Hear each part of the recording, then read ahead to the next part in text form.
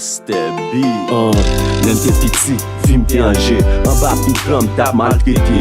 Kote yo ye m'pat ka kampe. Pendant ce temps, mwen nan peyi, mwen gen dwa kampe kote m'vle. Pa fam kriye m'rele bon Dieu. Mandel ki sa m'fè m'a peye. Ki fè se mwen, yo pa vle wè.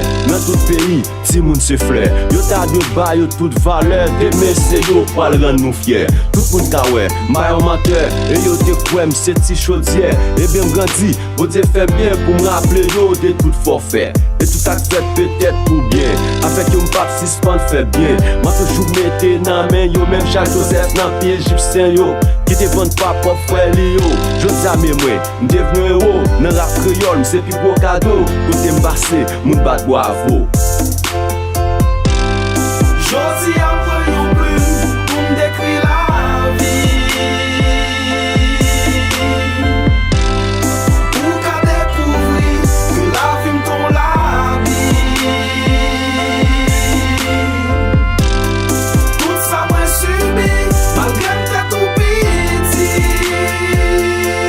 Oh yeah, pou yon tan indéfini, yon grave nan l'esprit. Pas jam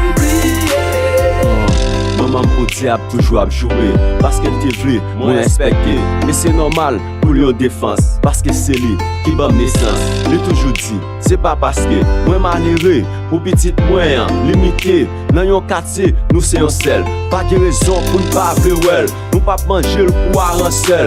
En verite si m'pa pose, ma fout bliye si bien poti. E telman mwen ta bouleverse, m'te deside pou liberté.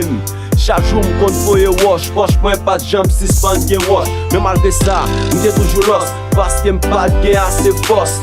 10 ami mwen te genyen toujou kampe dans di pou mwen. Ça fait m'toujou reconnaissant. Et nous amis jusqu'à présent. Jodi m'pa prendre mal pour mal. Mais m'a dit crime yo dans l'esprit. Jodi m'voyon plume pou m'dekri la vie.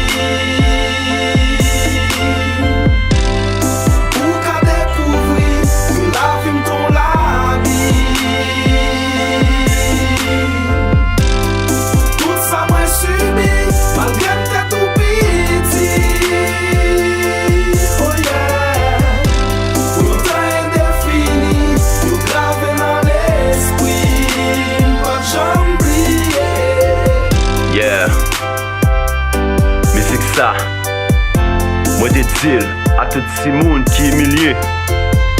Jodi a m'a dit au courage. Yon jour ça va changer. It's your boy Master B.